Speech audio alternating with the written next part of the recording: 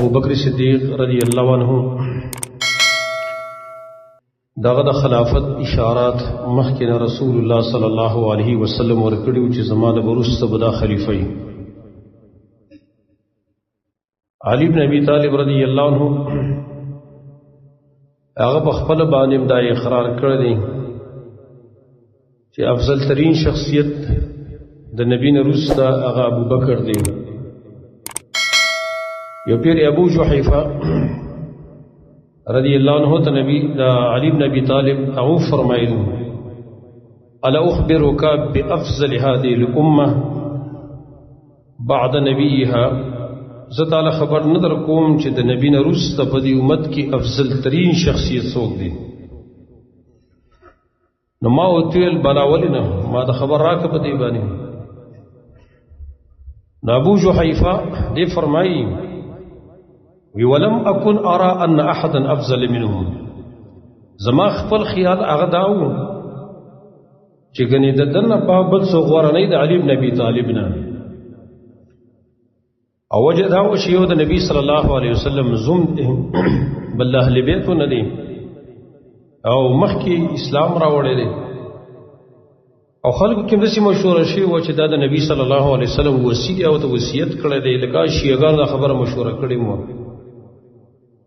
نو ما ته ویل چې افضل هذه الامه بعد نبیها ابو بکر، وی علی بن ابی طالب راته ویل چې بهترین په دې امت کې افضل ترین په دې امت کې پس د نبی د غینا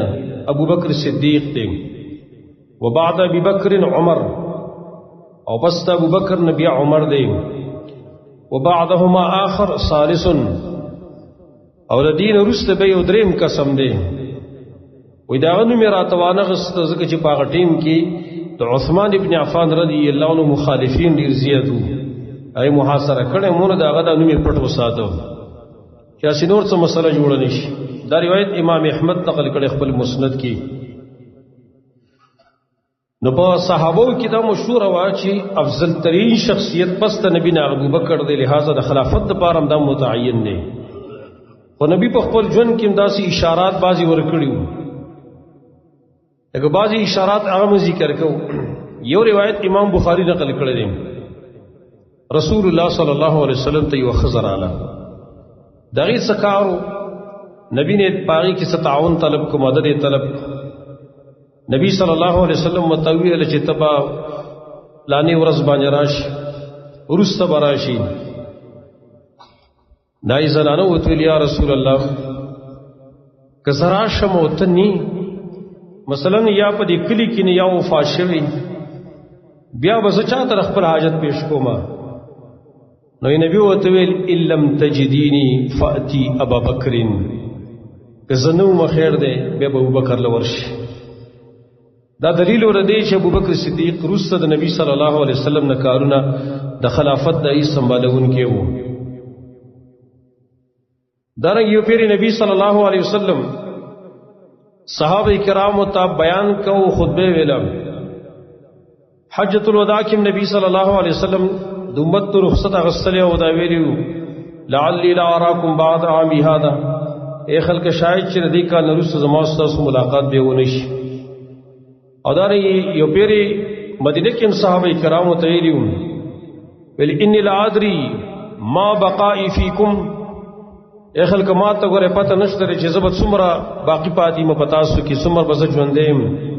او فقتدوا بالذین من بعدی، او تاسو اقتدا وکي زمانه رستا پچا پسې وکي بالذین من بعدی، په دوه کسانو پسې چې رسته زمانه دی. واشار الی ابي بکر و عمر، او اشاره و ابو بکر ته وکړه به عمر ته وکړه چې کزنو ما نو زمانه رسته ګره دي دواړه اقتدا وکوي. د دې خبر به منه دې سره به بیات کوي دا اشارات وایي. تا دایما روایت امام ترمذی خپل سنن کې نقل کړي صحیح سند سره. دا نبی صلی الله علیه وسلم کله صحابه کرامو ته خوبونو په ذریعہ باندې ام د ابو بکر صدیق دغه خلافت اشارات اور کړیو. لکه یو روایت امام بخاری نقل کړی دی صحیح مسلم کې دی نبی صلی الله علیه وسلم صحابه کرامو ته فرمایل بینما انا علی بئر په داسې حال کې چې ما خوب لیدو زه په یو کوی باندې وم انزع منها چې دغه ما اوبه را ایستلې په بوکو باندې لګیاو مخلکو له اوبه ورکولې په دې دوران کې جاءني ابو بکر او عمر نو عمر ابو بکر او عمر امرال دواړه فاخذ ابو بکر الدلوه ابو بکر صدیق زمانه بوکا واغستلا فنزع ذنوبا او ذنوبين وفي نزعه ضعف ناغه زمانه چې دا بوکا واغستلو د کوینه د اوبر ایستل نه یو بوکا دو بوکي راويستلی خو بدايه رئیسو کې کمزوري شانته وا دا اشاره دی ته چې خلافت بدته ملاويږي لیکن مشکلات پړيري او واقع چې ابوبکر صدیق رضی الله عنه ته خلافت ملاو شل کې روس براشي مشکلات ډیر زیاتو ځکه ځنې خلک اسلام نو مرتد شول ځنې خلکو د زکات نه انکار وکړو مسلمه الکذاب چې هغه د نبوت دعوه وکړه د بهر ملکونو کې د جهاد لپاره مقدس ډیر جوړ نه شو اندرون چې کوم حالات او نغید کنټرول لپاره هغه به شروع او بل خلافت کومالي ته اشاره و چې د خلافت بکمی دیو جن روس بر ان شاء الله دا خلافت سره بر دوه کال بیا خلافت داغه پر رئیسلو کې ولې کمزوري و ادم دلیل په دې چې د نبی نروستا ابو بکر ځانو هغه خلافت هغه سنبالي او به د دعا موکله الله یغفر له الله دې ته بخنه وکي ثم اخذها عمر بیا بوکا عمر را واغستله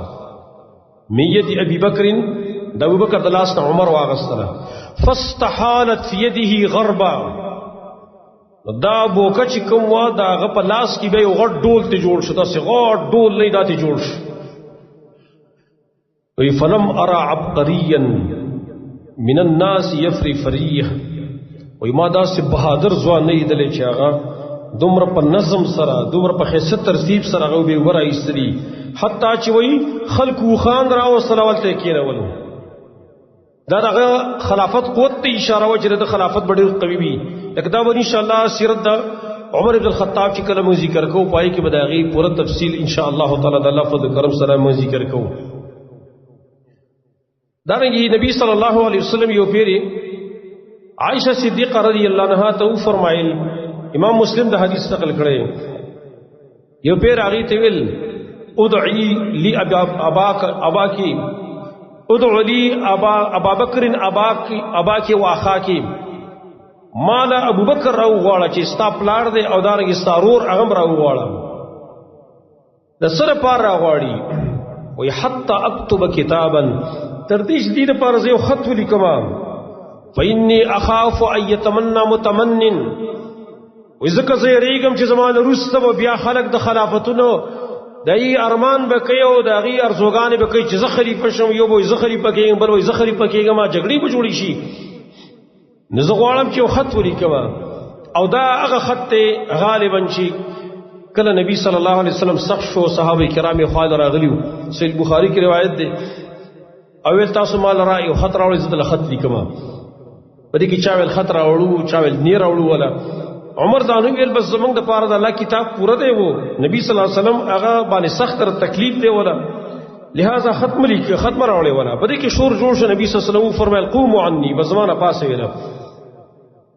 نا خط پاره کې بعضی خلکو شکوک شبهات کول او وسم بعضی روافض چې کوم شیعاګان هغه وی د علي بن ابي طالب د پاره د خلافت وصیت لیکه هوئی عمر شوران کوي لکه خمینی دا کتاب د کشف الاسرار د ظالم په کتاب کې لیکلي کشف الاسرار کې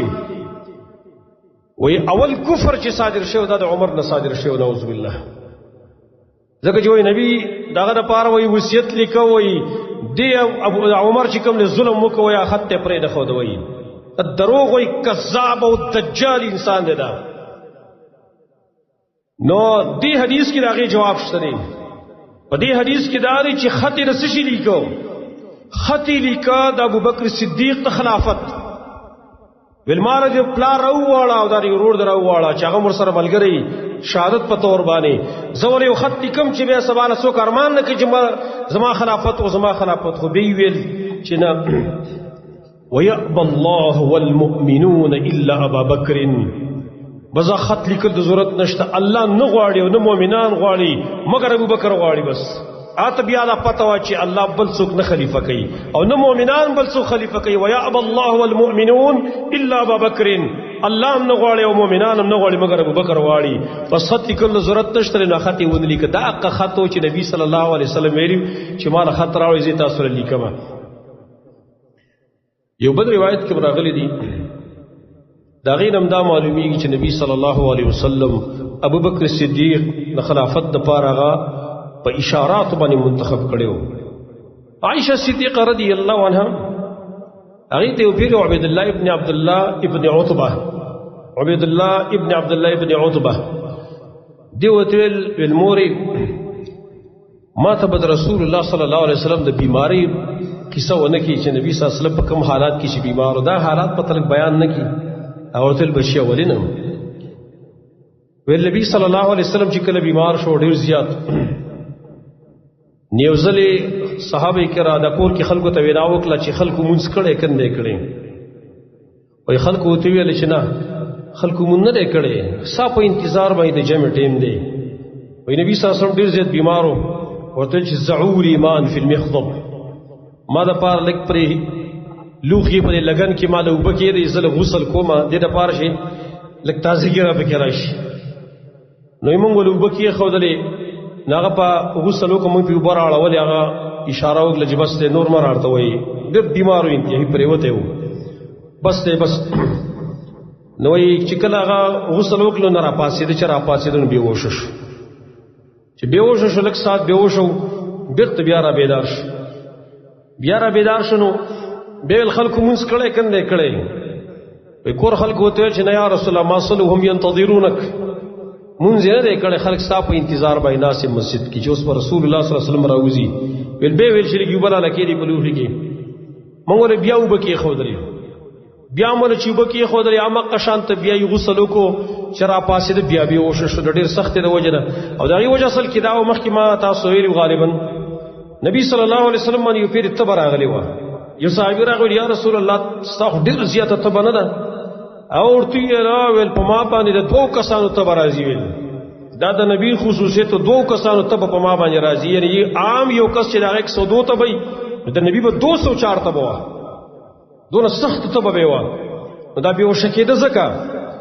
نو چې دیم ځل کړه غسل وکړو بیا به وش شو دریم ځل بیا به وش شو اومده قواز به کو خلکو مونږ کړه کنده کړي څلورم بزل باندې بی ویلا چې تاسو مرو ابا بکر فلیصلی بالناس نشم وتله ابو بکر ته یو چې خلکو ته مونږ وکړه ابو بکر صدیق رضی الله عنه تا کسان یو چې نبی و چې د خلکو ته مونږ وکړي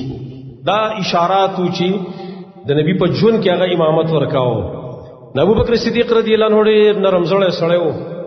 اگر هغه عمر ته ویل عمره زمون نشم کوله تخلق له منزک اورتل انت احق بذلك تدې امامت ډیر حقدار ته به امامت کې زنشم کوله ابو بکر صدیق رضی الله عنه هغه دغه ورځو کې په دغه بیمارو په ورځو کې نبی صلی الله علیه وسلم ته چې نبی صلی الله علیه وسلم ته خبر ورکړی ته منځ کوانو دغه د حکم مطابق هغه منځونه خلکو ته کول بیا وی ورځ نبی صلی الله علیه وسلم په بدن کې لږ تخفیف بیا متلګه سانتیا چې لږ معمولی غته لکه شفا ملاو شی او معمولی غونتی وې کسان ته چې مو باسي جمعات ته بیا هم د مازه ډیر اهتمام کوي نو بده کې عباس رضی الله عنه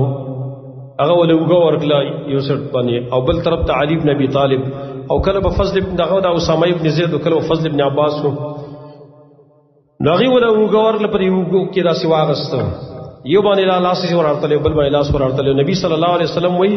روان کول د خپې بزان په سنش ور راځوته ولې په دې ځمکه کې دا کرخې په خپو باندې سي د خپې راخ کودري په ځان په خپې نشي چته ولې او په دغه راخ کودو کې جمعه تا غبوت چې بوې تالته ابو بکر رضی الله عنه هغه چې پوښ د نبی صلی الله علیه وسلم پر اوتلو باندې نو هغه اراده وکړه چې راروسته چې نبی صلی الله علیه وسلم ته اشاره وکړه مر راروسته کیږي ادي ته ویل تاسو مابوز یو د ابوبکر سیټ تما کې نه وای دا غاړي تما کې نه وای نو یې مونږ نبی صلی الله علیه وسلم په لاسو کې بوته په بزان په سراخ کودلې او نبی عمر د ابوبکر ځان هو چې موږ کاونو دا سیټ تم کې نه و په دې ټیم کې بیا نبی صلی الله علیه وسلم امام شو دین یو فائدہ موږ ته دا معلومیږي چې کله یو سړی مخ کې دا مقتدی دی هغه امام جوړېدلی شي، کم چې امام دی هغه مقتدی جوړېدلی شي. دلته ابوبکر صدیق امامو لیکن نبی چې راغی بیرته مقتدی شي. نبی الاول مقتدی دی خو بیا امام جوړ شو. نبی صلی الله علیه وسلم په ناس ته باندې مونږ کاوه، ابوبکر خواته ولاړ دی دی خیسه اٹتا. نو نبی چې کله تکبیر आवाज کمزور دی، بیمار دی، نو به تکبیر بیا خلکو تر رساو دغه आवाज. نو نبی صلی الله علیه وسلم دغه مونږ خلکو ته وکاو، دغه نورسته بیا نبی صلی الله علیه وسلم خلکو تر راولوت. بیا د پیر په ورځ باندې نبی صلی الله علیه وسلم هغه وفات. نو په دې حدیث کې اشاره د دې خبره ته چې نبی صلی الله علیه وسلم په خپل ژوند کې چې امر د امامت کړي د ابوبکر صدیق ته کړي، ګوره بل چاته نه دی کړي. څوک نشي ثابتول چې نبی صلی الله علیه وسلم د خلکو امامت د ابوبکر نه علاوه بل چاته ور کړی. او مخکې ما حدیث تاسو ذکر کړو چې نبی صلی الله علیه وسلم بیبیانو ته قار شو چې هغه وته یا رسول الله ابوبکر نشي کولای مونږ هغه جاړي تا عمر ته ویو چې مونږ کی او ورته ان كنا صواحب یوسف، تاسو خو د یوسف علیه السلام هغه خزی ملګری وای چې هغه یوسف علیه السلام مجبور کاوه په یو کار باندې، تاسو ما مجبور کوئ چې بل چاته وی ما. نو نبی په دې خبره باندې کلکو. دیو جنا ابوبکر صدیق رضی الله عنه چې خلیفہ شو، دغه په خلافت باندې د صحابه کرامو اجماع او عبد الله ابن مسعود رضی الله عنه فرمایي کنه وی واجمع اصحاب النبي صلی الله علیه وسلم واستخلفوا ابا بکر. صحابه کرامو دغه اتفاق په دې باندې وشو، په دې باندې راجم شو چې ابوبکر صدیق رضی الله عنه هغه خلیفہ. د خلافت واقع مختصر هغه دا کله چې رسول الله صلی الله علیه وسلم وفات شو او د نبی صلی الله علیه وسلم دفن چې سار شو، ماهم دې تی سار شو چې لاول خلیفہ جوړ شي. ځکه بادشاہ ډیر ضروری دی، د بادشاہي نه بغیر جنتی دی خو خزان زانی کړه. نو ابوبکر صدیق رضی الله عنه دغه خلافت واقع دا سوا چې کله نبی صلی الله علیه وسلم وفات شو، الته انصار د مدینه دي، د طرف ته مهاجرین دي. انصار خیال دا چې زمونږ به خلیفہ مقرر کړي شي، ځکه منګ دلته د نبی صلی الله علیه وسلم مرسته کړې د صحابه کرامو رضویه زیور کړې دي. او بل طرف ته رسول الله صلی الله علیه وسلم فرمان دا چې الائمه من قریش، عمرا خلفاء دا د قریش نه دي، ځکه دا شرعي حکم دی. نبی چې بیان کړه خو شرعي حکم بیان کړی دی چې خلافت به دا په قریشو کې وي. نو ابوبکر صدیق رضی الله عنه او عمر بن الخطاب رضی الله عنه اوس د خلیفہ لپاره کوشش کوي چې خلیفہ څوک منتخب کړي. نو دواړه روان شول دی. فرمایي عمر بن الخطاب رضی الله عنه وای موږ سره یو دوه کسان د انصارو نه چې نیکان کسانو په لار کې موږ سره میلاو شو. نو موږ ته د انصارو باره کې خبر راکړه چې انصار د څه اراده لري چې هغه خلیفہ مقرر ځان لا او دا په سقيفه بنو ساعده د مسجد نبوي سره نزيالتا یو داسې چبوتره اونته واغی کې راجم شي. سقيفه بنو ساعده وته ویل شي نال ته راجم شي. وای موږ چې کله روان شو دغه حال موږ ته بیان کړل. نو موږ ته ویل چې تاسو شرط زید موږ ورته چې موږ د انصار خاله دی خپل رونو خاله ورزو. ویل هغه راته چې مو ورزي. ویل موږ چې ولې ویل چې هغه بزال خپل خلیفہ منتخب کړي، تاسو مور زي نقصان جوړ نشي. مو ورته چې نو ولې نقصان جوړي ورزو الته چې اتفاقی تور باندې خلیفہ مقرر. موږ چلته ورلو وسیو کس ناسو سعد ابن عباده رضی الله عنه صدر ځان را چپیر کړو، کسانو سره خوا کې ناسو